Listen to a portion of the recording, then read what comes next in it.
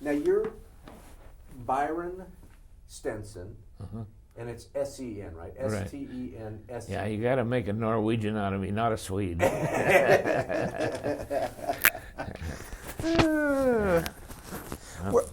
Where did you grow up? Did you grow up in Washington? Or? Well, I graduated from high school in Everett. Oh, really? Oh, yeah. What year did you graduate? 38. 38. Huh. What was Everett like back then? Old-fashioned. There was nothing modern there, but it was a nice town. Of course, now, with Boeing out there, they've expanded south. You don't recognize Everett anymore. I don't even go there to look at it. So, yeah. Because at that time, it was just a nice, small... Yeah. Probably almost... Was it still rural, or was it considered... Well, no, it wasn't rural, no. But it was much smaller than it is now. The population, I think, about that time was around 25,000 or something like that. And gosh sakes, now it's way up there. So they've expanded it so much. I don't have any roots there anymore. My dad was the last one there, and when he passed away, he was the last one of the family that lived in Everett. What did your dad do? Oh, my dad he worked in ironworks as a machinist. Yeah, and in Everett. Yeah, in Everett. Yeah.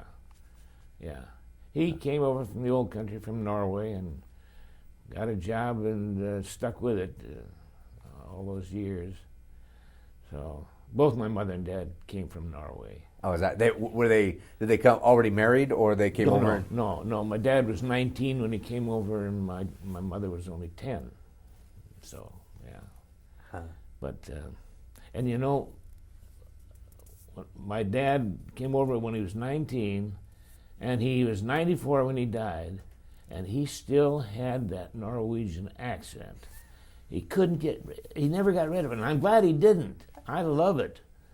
And my mother didn't have any accent at all. Of course, she was just 10 when she came over, and she went to school and learned English. So that's amazing to think, just that little difference of age. That your dad kept it all of his life, and yep, he sure did.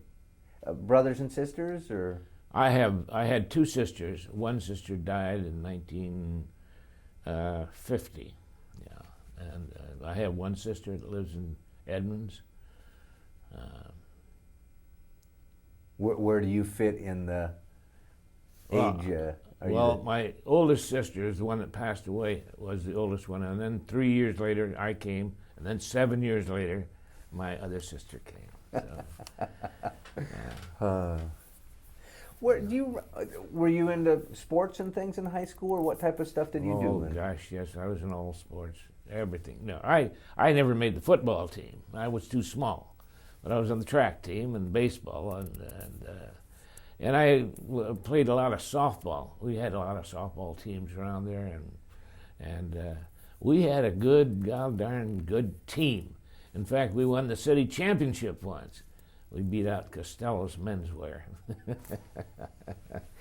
Yeah, we had a good team. Was that the big sport then? Baseball, bigger than now, you think, or? You mean softball? Softball, yeah. Well, it's different now. They got different rules and stuff now. That I wouldn't recognize the game that we played, and I loved the game that we played. Yeah. I played basketball for the YMCA, and called the Comrades, YMCA Comrades, and I was on the track team in high school, and I just loved all sports, always have. But I never made it in football. I was too small. Yeah. Were you a good student? No, I was an average student, I'd say. I wasn't good. I didn't put any effort into it. But things came to me so easy. I'd take tests, and I'd pass the test with flying colors wherever I took a test.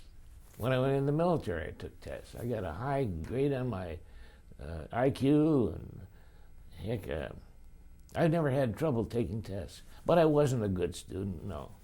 I skipped school a lot when I was in high school. Yeah. Those were the fun days, though, gosh. When you skipped, was there a hangout you go to where your buddies? We'd go downtown, and downtown wasn't too far away, and we'd go down to the YMCA or someplace and hang out. We didn't do anything wrong when we skipped school. It was just fun. Go try to find some basketball to play, or well, whatever. I can't remember all we did, but. Do you remember where you were when you heard about Pearl Harbor? Yes. I was already in the Philippines. Yeah. So you were already in the service? Oh, yeah. Oh. Yeah. How did you end up in the service then? Well, I was in the National Guard up there in Everett. Infantry. And there was rumors that Japan was going to invade or something, and it was a ticklish situation. And they said they were going to mobilize the National Guard. And I said, mobilize the National Guard? Which they did later, but I don't want to be a part of this. I don't want to be in infantry, so I want to be in something that's got a little more glamour to it. So I went down to the recruiting station and joined the Army Air Corps. And I was sworn in at Fort Lawton in Seattle, and from there we were shipped over to Fort McDowell on Angel Island, and was there for 2 months, and then shipped off to the Philippines. So, how old were you? 20. 20. So you were, compared to a lot of kids that got in later, you were kind of an old man. Oh yeah, well. Yeah. So anyway, I joined up at the Air Corps and ended up in the Philippines. And the signal aviation is what it was. So what was your duty then? What type of? We were training mostly, but for a while I was a telephone operator. Yeah. I enjoyed that, but we were wiring things and radio communications, whatever we could, whatever we had. I really didn't have a job that was assigned to me. We just did odd jobs and things until the war came along. And then we were scattered all over the place. Nobody knew where to go, nobody knew what to do. And first we were in one outfit, then we were in another outfit. They put us different outfits. We went up to Bataan. Of course, when they declared Manila an open city, we went up to Bataan. And when I was up there, they wanted 4 volunteers to go back down to Manila. It was an open city then, and the Japs were allowed to come into the city. But they wanted somebody to go down there and go to pick up a bunch of signal supplies and all the food we could get, they wanted. So we had a big truck and we headed down to Manila, and we loaded that truck up with everything we could possibly load it up with. And then we were headed back, and Filipinos stopped us and said, "You can't go any further." I said, "Why not?" Well, the Americans blew up all the bridges between here and Bataan. They blew up to keep the Japanese from advancing up there. So here we were stuck down in Manila with this truck full of stuff, and we couldn't get back up to Bataan. So what do? Well, the Japs are going to occupy the city. We better burn this truck. So we set it on fire and burned everything in it. And we got rid of our uniforms. Oh, we got a family, a doctor, a Filipino doctor, and his wife took us in and got us civilian clothes. And so we got rid of our uniforms, and we stayed at their place, and they kept telling us what was going on. The Japs were in the city, and they were rounding up whatever Americans they could in the city, or if they were military, they took them down to this high-rise stadium, put them up against the wall, and shot them. This, they told us, was going on, and we thought, well, gee whiz, we got to get out of this some way. Well, then we got the word that all the civilians, American civilians and British civilians, were to report to Santo Tomas University. That was it was a university there, Santo Tomas University. So all the civilians were to report there. So the four of us made up stories about being a civilian. Another fellow and I, we said we owned a restaurant out there near Nichols Field. And when they bombed Nichols Field, they bombed our restaurant, and all of our papers and everything are gone. So we had no papers to show we were American citizens or whatever. So anyway, we got by on that story. The other two guys said they were merchant sailors on a ship. And so they got into Santo Tomas. So we were in Santo Tomas for a year, and somebody squealed on us and said we were military. And so the camp commandant got on the radio, the loudspeaker that evening, and he said, there are military people in this camp, and camp is for civilians only. And so all of the military will report to my office at 8 o'clock tomorrow morning. And if they don't, we have a list of names of who they are. So if you don't show up, you're going to be executed. 33 of us showed up at that office in the morning. 33 of us. And I later found out that I wasn't on that list. I hung around with guys that worked for Pan American Airways, and they thought I was with Pan American. So I wasn't one of the military. But I had turned myself in, so now I was stuck. So they loaded us all up on trucks and took us down to Fort Santiago. Fort Santiago dungeons. These were dungeons. I mean dungeons. This is where they used to, when the Spanish were in control there, when they took prisoners, they put them in these dungeons down here. And at high tide, the river alongside it would flood the cells and drown them. But of course, this was all sealed off now. The river wasn't, well, it still ran through there, but then it was blocked. But they put us in these cells. There were 16 cells, and we were in number 15, cell number 15. And you get in there, there's nothing but blank walls and a hard floor. And over in one corner was a latrine or a slit trench, and that was in one corner. And over in the other corner was a faucet that was turned upside down. And that's the way we got our water. If we could get it, we'd suck the thing to try to get water. And there was 14 cells ahead of us to get the water, so we were way down the line. But we got water eventually to drink, but that's all, not to bathe or do anything else. We had to lay on the floor, on this hard floor, 12 hours, and then at the end of 12 hours, we had to stand up and be counted. The Japanese would count us to make sure we were there. There's no way we could get out of there, but they had to make sure we were going to be there. So anyway, 12 hours, and then they had us sit down and with their backs to the wall, and we had to sit for 12 hours. And then, of course, it was to lay down for another 12 hours. It was, the place was filthy. It was lice, and you had a shirt on, and you know, go along on the shirt and go along and kill the lice as you went around. By the time you got back around, you could start over again. There was that many lice in there. It was terrible. And of course, sometimes the latrine, that tray would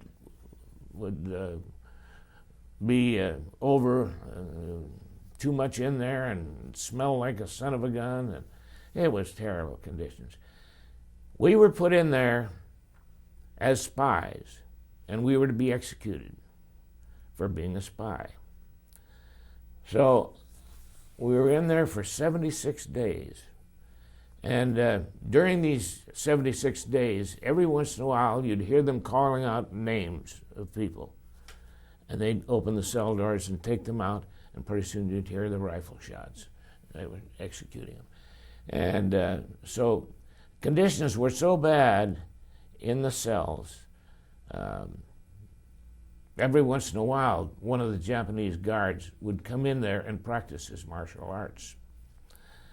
And boy, I mean, we were hurt, but we couldn't do it. We couldn't fight back. There's no way we could fight back.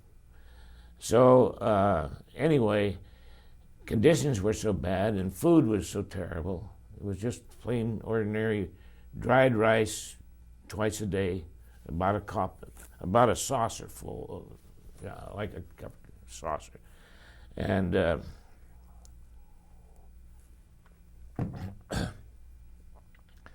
conditions were so bad that I just prayed that I would die, that I wouldn't live, or that they'd hurry up and call my name so I could be executed. Well, after 76 days, our names were called. And we thought, well, this is it. This is it. We're going to die now. So they took us out of our cells and marched us down to a building. And in this building was a Japanese officer and another Japanese man that was there. He was the interpreter. So this guy spieled off a bunch of stuff in Japanese, and then the interpreter would say, well, according to law, you have been caught as spies, and you are to be executed. However, the Imperial Japanese Army and the superiors have said, we'll take you to a prisoner of war camp instead of executing you. So they took us out of there and they took us to this prison called Bilibid prison. We were there for 8 days, I think. And then they loaded us on boxcars, on railroad boxcars. Crammed us in these boxcars and took off for what was to be Cabanatuan. Conditions in the boxcars, we had to stand up because there wasn't room to sit down. And of course, some guys had to pee, and they peed there, and it was terrible. They made one stop and had us get out and do our job if we had to do it. And stood there with bayonets and stuff, you know, to make sure we didn't run off. But anyway, that I had to pee so bad that when I got out, I couldn't do it. I couldn't pee a drop. I just scared, I guess, and I don't know. I couldn't pee, so I got back in and off to Cabanatuan we went. Got to Cabanatuan, and you're assigned details right away. I was assigned to the burial detail. Gosh sakes, the hospital they had over there, which wasn't a hospital, but it was just a place where they put people that were too sick to work. And they were dying at the rate of, 5, 10 a day. The burial detail, we had to take them out and bury them. There wasn't much to bury them. We just took them out and dumped them in the hole. And they, at least when we were there, they were able to get individual graves for each one. But before that, when they were dying at rate 50 a day or so, they took them out there and they just dumped them in. They dug a great big hole and dumped them in there. That was when the rains came. It washed these bodies up that were in that grave. You'd see hands and legs and heads bopping up from the rain. But I was on that detail for a while, and then they took me off that one and put me on what they call the farm detail. We were going out to where they were raising vegetables and stuff for the camp. we'd go out barefoot, walk out to the where the garden was, where the farm was, and I was assigned to carry water from the creek. There was a creek down there, and I was to get water from that creek, walk up the bank, and over there, and put it on the stuff that was growing. Well, there was a whole bunch of us on that detail, and if we got down there, and if we didn't fill that bucket full enough, they'd beat the hell out of you and go back down there and fill up the bucket, so you have a full bucket. And we did this all day long, barefoot. And there was guys that did things that were wrong, and they punished them by putting a rock in their hand and making them hold their arm up like this for hours. If their hand goes down, they got beaten. And it was hell, that farm detail. But it was a lot better than some of the other details. But then they came out with the announcement that there was going to be 500 people from the camp were going to be transferred to Japan. And they were taking the healthiest ones. And I was one of the healthiest ones, I guess, because I was on the list. There was 501 of us, and we had one doctor on there. And we were put in the hold of the ship and just locked in the hold of the ship. Crammed in there, 501 people in this hold, which wouldn't hold that many. You couldn't sit down, had to stand up. And people were defecating all over the place, and it was just one hell of a mess. They sent rice down to us once a day, and that was all that we had, was plain rice. And we had one guy that had an appendicitis attack, and Dr. Hewlett, who was the doctor there, he operated and took his appendix out while everybody was holding this guy down because they couldn't give him any anesthetic, and he had to do it without any anesthetic. He did it. He got the guy's appendix out, and the guy lived. And we all, 501 of us, made it to Japan.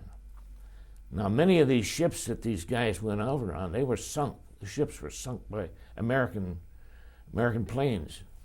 The ships weren't marked in any way, so they didn't know there was American POWs on these ships. So they sunk them. So a lot of our men never made it to Japan that were scheduled to go there. We got to Japan. We were assigned to work in a coal mine. And we were fairly close to Nagasaki. And we'd go down to the coal mines and work all kinds of different jobs, from blasting to shoveling to whatever. And we worked 10, 12 hours a day, 7 days a week, no time off. They finally give us a day off and said, well, you can stay up on top. You don't have to go down the coal mines. You stay up in the camp. But they gave us jobs to do while we were up there, so we really didn't get any rest at all. Anyway, it was so bad down there in the coal mines, guys were having other guys break their arms for them so that they wouldn't have to go down the coal mines. Some guys had their legs broken. And all this was done on purpose. Every day I went down the coal mine, I said, I'm going to have a broken arm today. I'm going to break an arm today, or I'm going to do it on my foot.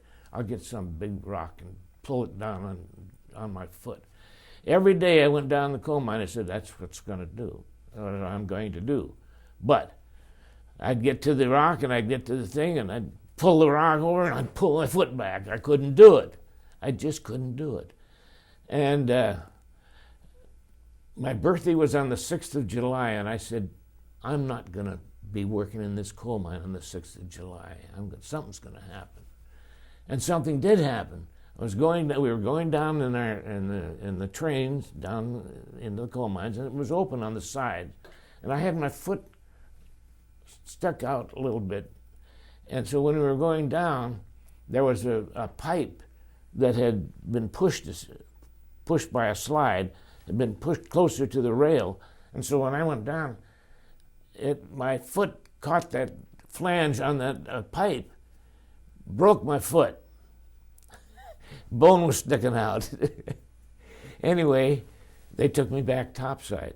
That was the end of my coal mining. I didn't have to do any more because I had a broken foot. So on the 6th of July, I didn't have to work down in the coal mines. But it wasn't long after that the war was over. But we suffered through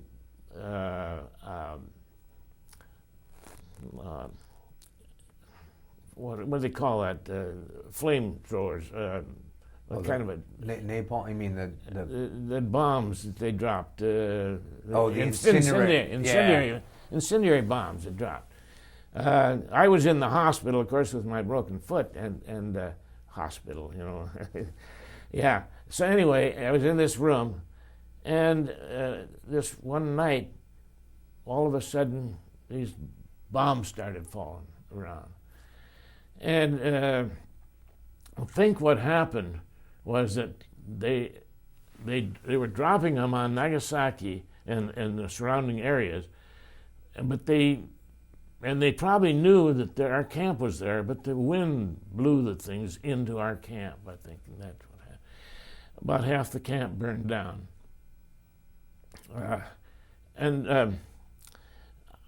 One of the incendiaries came through the roof where I was and landed in there, and flames all over the place, so I had to get out. I couldn't get out the door because the flames were there. So I went out the window, and I landed on the ground. And while I was down there on the ground, one of these incendiaries came along, and those things, they're 5-pound bombs that, you know, one of them landed underneath my foot. I was laying face down, and one of them landed underneath my foot here, the one that was broken. Boom. And I had a big gash in there. I was bleeding like mad, and I had stuff all over my legs, you know, that burns.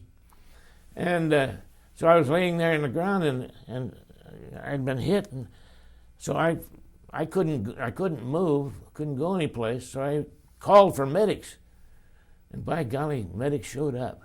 They showed up, and they picked me up and took me to a building in this building, and I was laying in that building bleeding, and I was getting weaker and weaker, and I thought, oh, I'm going to bleed to death here. So I called for somebody to come and help. I said, I think I'm bleeding to death. So they came in there, and they took me in and fixed me up. So I didn't bleed to death, that's for sure. But anyway, that was close to the end of the war then, but they burned down half of our camp. Our camp had 1,700 men in it. Our original 501, and then they brought English in there and Dutch. So the English and Dutch were in the camp with us. A total of 1,700 some. And we lost quite a few during the time we were there. Conditions were terrible. Glad to get out. Were they barracks by that time? At this one, was it yeah, barracks? They were barracks, but grass mat floor and paper walls, you know, and there was 4 of us to a room, and we had. They gave us pillows, little blocks, They said, this is a pillow. We couldn't use it for pillows. We've never had pillows like that. But anyway, there were 4 of us to each room, and we were in what we call a section, and there was 50 of us in a section. And we were the ones that went down the coal mines. We had certain jobs to do down the coal mines. One of the jobs I had down there in the coal mine was standing at a place where the coal came down this and dumped it onto another belt that was in front of me. And from this belt, it went down and loaded into coal cars, railroad coal cars. Well, they told me that my job was to pick out the rocks out of the coal and stick them over behind me. Okay, that's fine. Pretty soon I had no more room to stick them behind me. So I started putting them on. And I made the mistake of putting on a great big rock, and it went on down and it landed in a brand new coal car. It was empty. And man, that noise from that rock hitting that thing, boom. Boy, the Jap came running up to me and beat the hell out of me. And anyway, I continued on taking rocks off and putting them on. There wasn't anything I could do. I couldn't take them all off. There was no place to put them. But I had a way of doing this. I used the books of the Bible. Every time I put a rock on there, I'd say, oh, this is Matthew. And go. And next time I had another one, a pretty big one, this is Mark, and Luke and John, and so on and so forth. I went through the New Testament, and then I went through the Old Testament. Genesis, Exodus, Leviticus, Numbers, Deuteronomy, the whole thing. Each rock represented one of those chapters. And that way I kept my mind clear. And I never had another experience like Matthew, Mark, Luke, John. Well, John was the one that landed in that coal car down there. I never had another experience like that. I kind of kept my eye out to see where those coal cars were and if they were moving there. But, so anyway, that's the war. So that's how you trick your mind? Oh yeah. I mean, yeah. is that? Yeah, I did that. Yeah. So would you go through the whole Bible putting them on, Yeah. and then you get to the end of the Bible, and then take the whole Bible taking them off? So No, Oh. no, just putting them on. That's all. Did you end up with any people that you knew? Were there people that you started out, ended up, like the 4 guys you started out with, that 2 of you said you had a restaurant. Did you follow each other along, or did you lose people as you? Yeah, we just lost them altogether. In fact, none of those were in that 501 that I went over with. They were still in Cabana Dewan, or had already gone over to Japan or something. I don't know. I've never been in contact with anybody I was in prison camp with. Not a soul. Really? By choice? No. Just I belong to the POW group that meets in Shelton once a month. But they're mostly European prisoners, German prisoners. There are some Japanese prisoners, but I didn't know them. I never had contact. So I've never been in contact with anybody. I don't know. Of course, most of them are probably gone now. Do you, the coal camp? You said there were 4 in your room or whatever. Yeah. Is that? Do you remember who any of them were, or does your mind just? No, I remember a couple of them. Yeah, I remember them, but. Where were they from? All over the place? Oh yeah, all over the place. We had one guy from the Bronx, and was in there, and One was from Colorado, Denver. Yeah, I don't remember where the other one was from. What was your physical condition by then?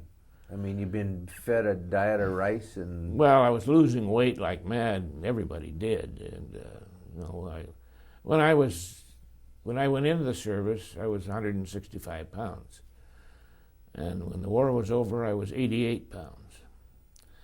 So I lost a lot of weight, but we kept working, even that with that weight. You lost almost half of your weight. Mm-hmm. Yeah. Yep. So it seems like there's so many things going on. I mean, mentally, you had to have something that kept you...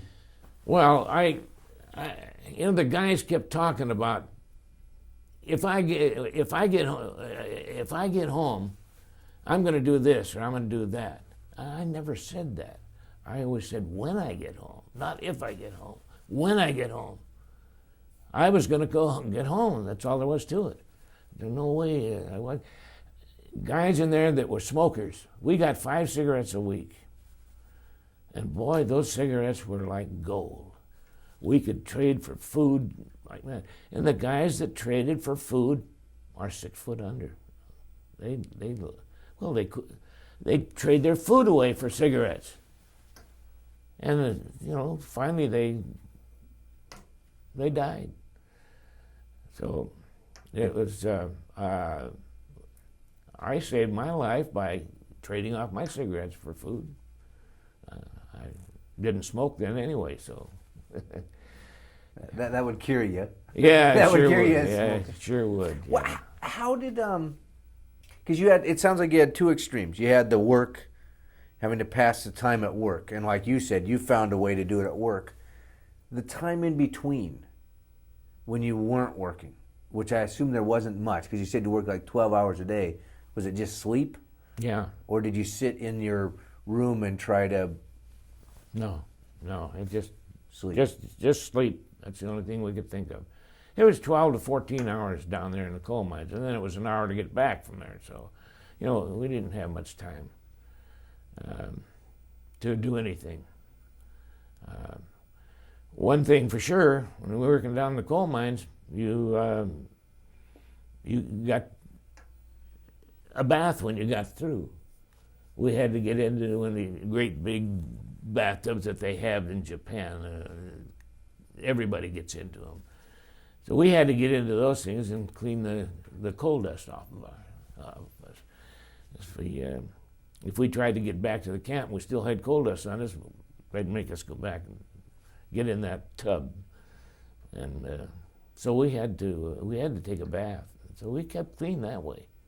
How come you think they wanted to keep you clean? I mean, it's amazing, because here you are in this God-forsaken work camp, but yet they still want you to be clean. Was there a reason for that, or just some... I don't know. Maybe to make the people that... We had to walk through a town to get back to our camp, and civilians were watching us go by, you know, and booing us and hissing us and all that stuff. And probably they didn't want us to look like we were coal miners or something. I don't know what the reason was, but we were clean. So through the town? Yeah. Oh, yeah. And they were... I assume you didn't know what they were saying, but you knew it was something that was anti-you. And it's funny. One day, they threw a bunch of orange peelings on the street. We were walking. We picked them up. We ate them. Orange peelings. Boy, that was good for you. And they grew these Japanese... like the mandarin orange? That's it, yeah, like mandarins. And so we got the peelings off of those. Another time, they threw a bunch of green onions out there on the street. We picked them up and ate them just as, boy, they were great. You know, I don't know, I think they must have thought they were punishing us or something. Or they enjoyed seeing us scramble for food. That might have been it too. But we ate anything they'd give us. We had one day in camp, we thought, oh boy, we're going to have meat. They brought in 2 dogs. And they butchered them and cooked them up for a meal. And unfortunately, all I got was juice. Some people got a little bit of meat, but 2 dogs doesn't go far with 1,700 people, you know. So it's amazing, again, the perspective that... Were all of the guards that you encountered as vicious as you describe them, or did you see some humanity in... Not much humanity, not much at all, no. They enjoyed beating the hell out of you.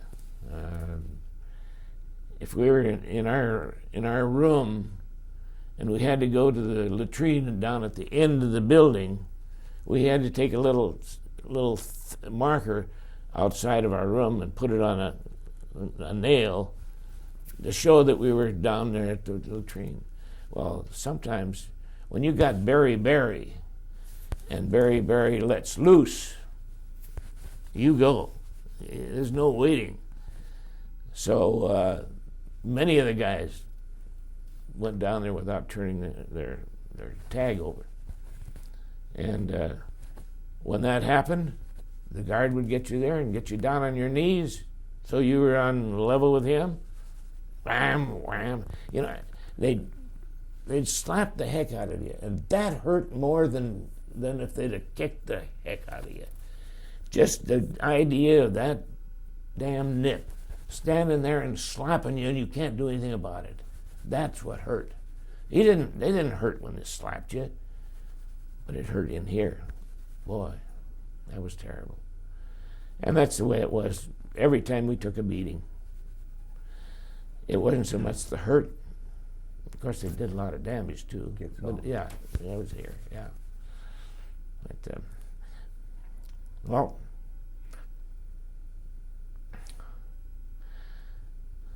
when the war was over, we got word of it, but we had to stay right in our camp.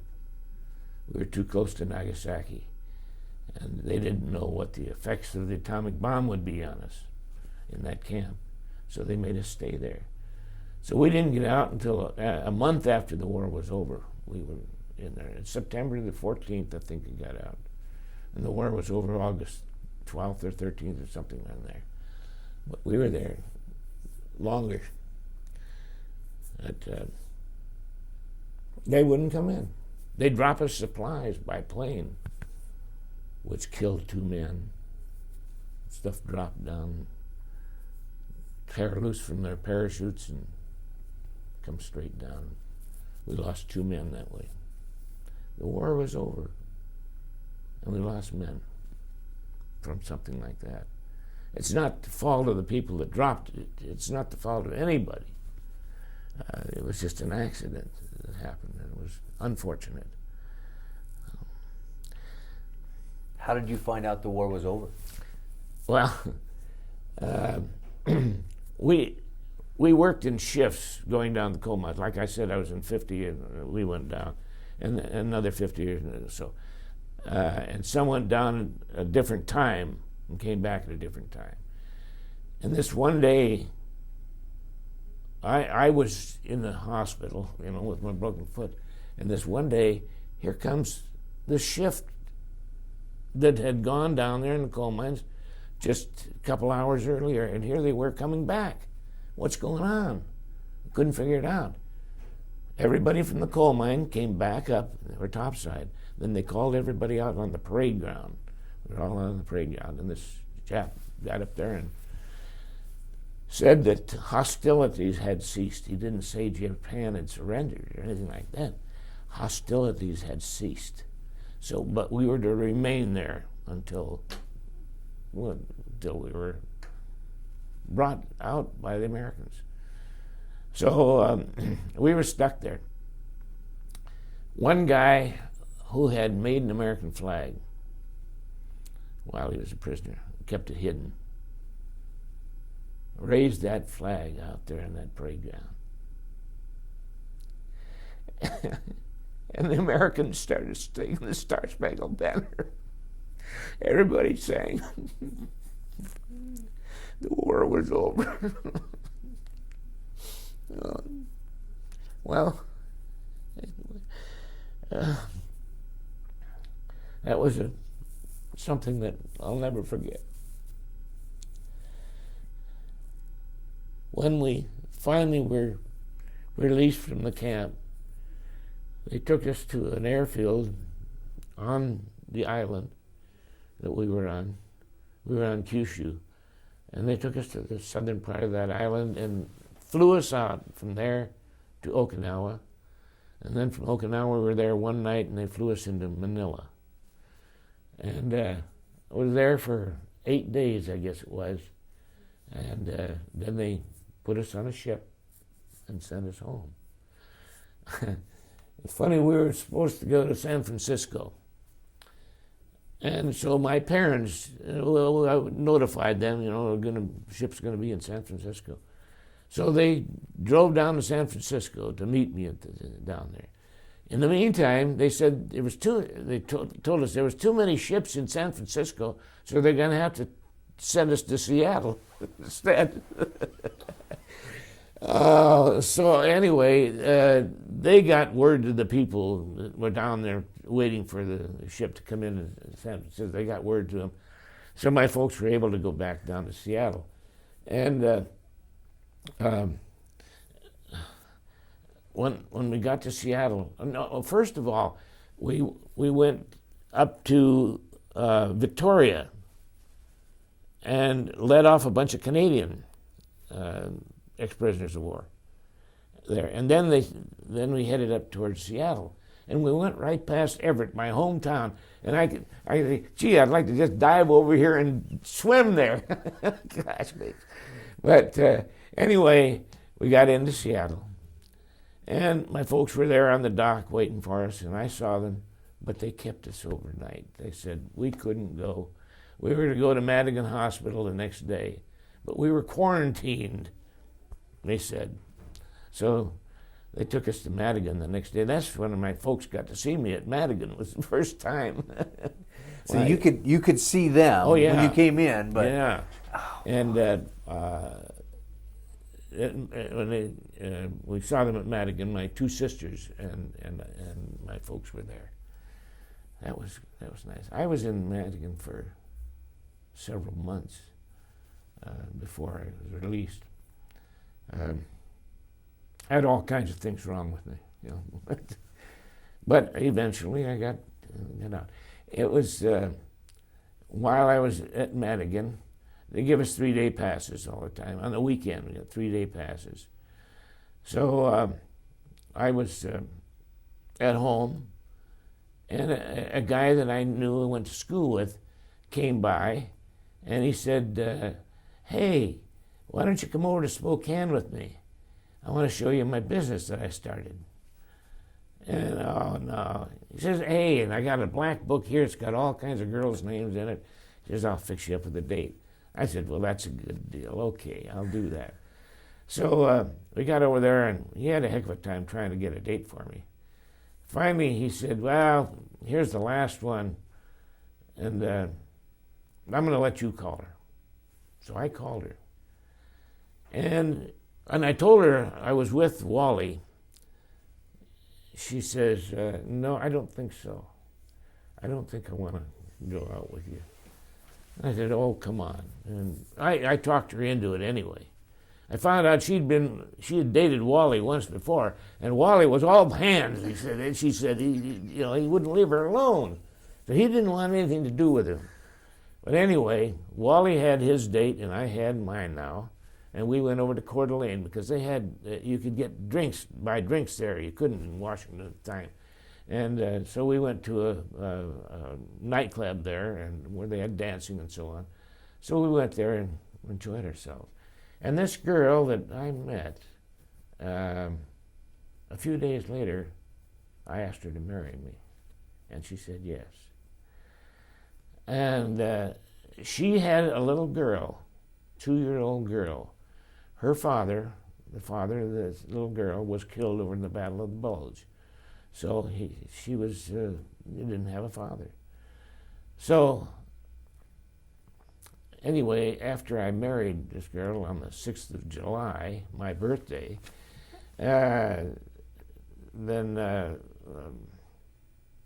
I adopted the little girl, the 2-year-old, adopted her. And she's been a part of our family ever since. So. Wow. So it's good that Wally was all hands, because if Wally hadn't have been all hands, Yeah. you would have never gotten the date. No. And Wally, I don't know. You being in this type of business, I don't know. You might have known Wally Nelskog. He owned Kixie radio station for years and years and years. He owned Kixie radio station. I've heard them. Yeah. Yeah, Wally, and in fact, he had a television show with kids at one time, Wally's Kids or something. Yeah, and anyway, it was funny. I went over there with Wally, and we had a good deal. And then he showed me his business, Muzak. All piped-in music to the elevators and so on and so forth. So he had that. But he needed some money. And he knew that I had almost 4 years of back pay coming. So he said, hey, I'll sell you a third of the business. He had another guy that would be the other third. He says, we'll have 3 people own the business. And I thought about it for a while, and a couple of days, and I finally said, Wally, no, I said, I don't want to buy into the business, but I'll tell you what, I'll lend you the money. So I lent him the money. I got it back eventually, but he turned that thing into whatever. He became a multimillionaire. He has a beautiful home in Edmonds up on the hill up there, just fantastic. He's got a mansion up there. I've been there twice. Just great place. Wally's a good friend of mine. Yeah. So. Do you think that there's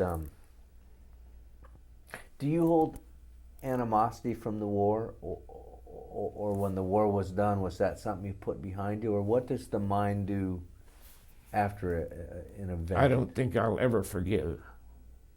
I might forget, but I will never forgive.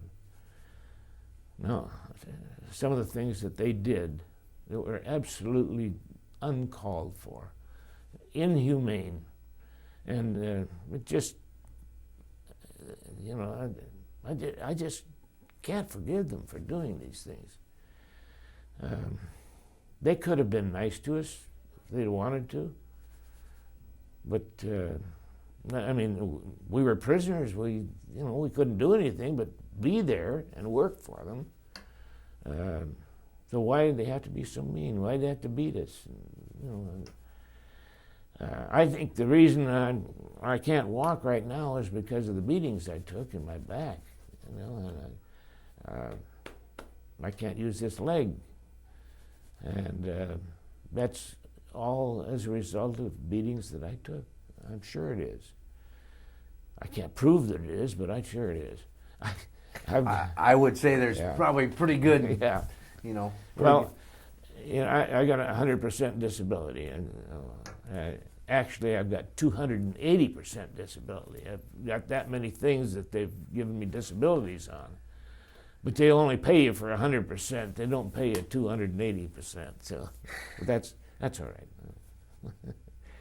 Are you proud that you served? Are you glad that you went in the service? Oh yes. And I'm very proud of my country. Very proud. I love my country. I'd serve again if I had to. Do you think that my generation, I'm 44 years old, do you think that my generation even begins to understand what you did for us? I don't think so. And the kids in school, they don't know anything. Like the kid that, I talked about fighting the Japanese, and kids said they didn't know we had a war against Japan. They don't know. And they don't know what we went through. and they'll never know unless we tell them.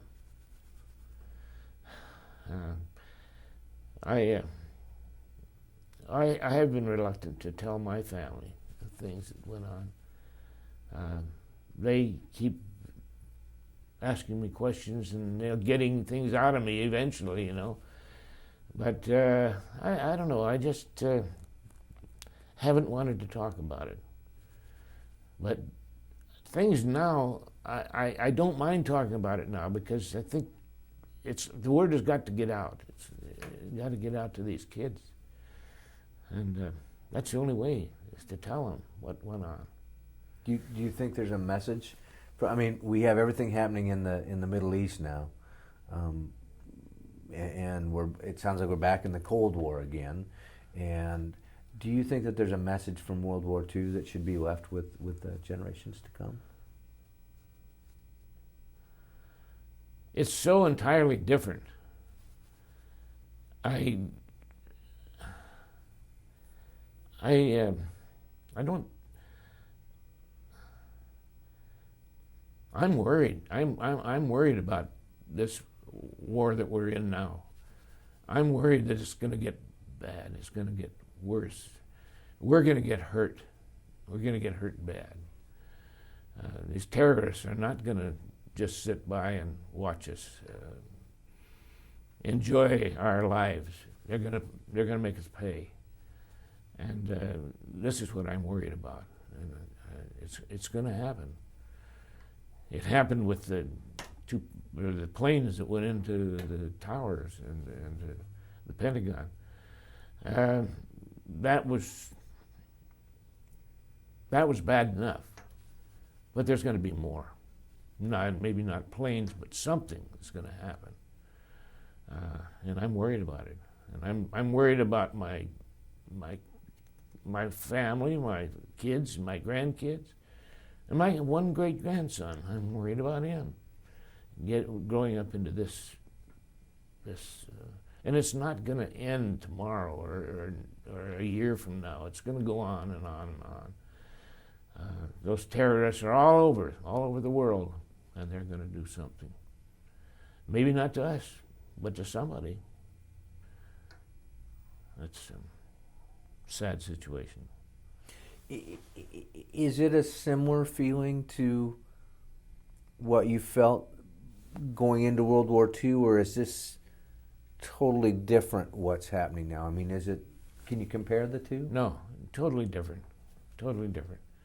Of course, some of our troops have had some battle, you know, but very little compared to the big war, the Korean War, or the World War II. It's completely different.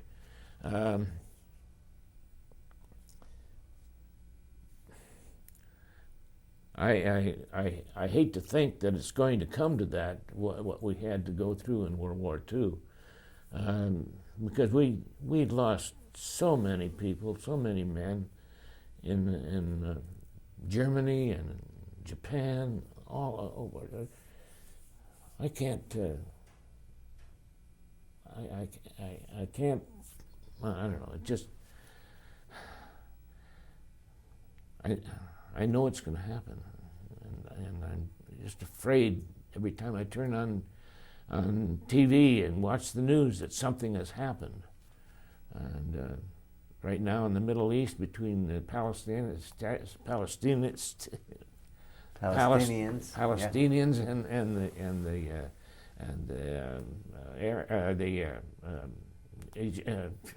Israelites, yeah.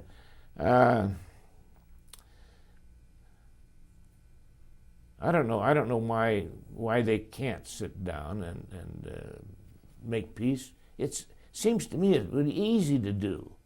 To me, it sounds easy to do. Let's just say, here's the border and here's the border. Let's not kill each other. Let's live in harmony. But I don't think it's going to happen. No, it's too bad. Do you think some of it I mean, the Middle East, I mean, that's gone on forever, but do you think some of it comes from kind of what you were saying earlier? The story hasn't been told. They don't know what war involves. You know, I haven't heard anybody say that war is the answer to anything. You know, but for some reason we keep ending up, I mean, either protecting, defending, aggressing, and like you said, it seems so simple. Yeah. You just need to get along, draw a line. Yeah, I don't know what the answer is, but it's I hate to see another all-out war of any kind. What was your best part of being in the service? Was there a good part for you of being in the service? Oh yeah, it's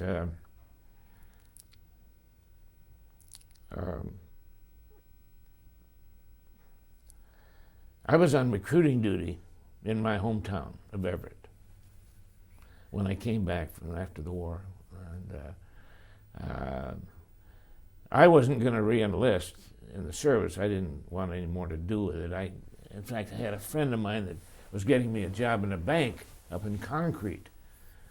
And I thought he says, you learn the banking business here, you learn the whole thing because it's a small bank and you learn everything about it. So you'll be able to go into a bigger bank. Sounded good to me until I got the salary, which was terrible. And I thought, I can't. And I was adopting this little girl and having a wife there, and I said, I can't make it on that. So the recruiter got a hold of me in Everett and said, why don't you re-enlist? And I got to thinking about it, and I thought, well, the pay isn't too bad, and the work wasn't too bad. He says, we'll get you a job right here in the recruiting duty right here in Everett, your hometown. Gosh sakes, that sounds great. So I re-enlisted, and I stayed there in Everett for 4 years on recruiting duty. By that time, I had over 10 years in the service, and I couldn't I'm building up a retirement here. I can't give that up now. I'm going to keep on. So I went from there, I went down to San Antonio, Texas, down to Kelly Air Force Base down there. And from there, I went overseas to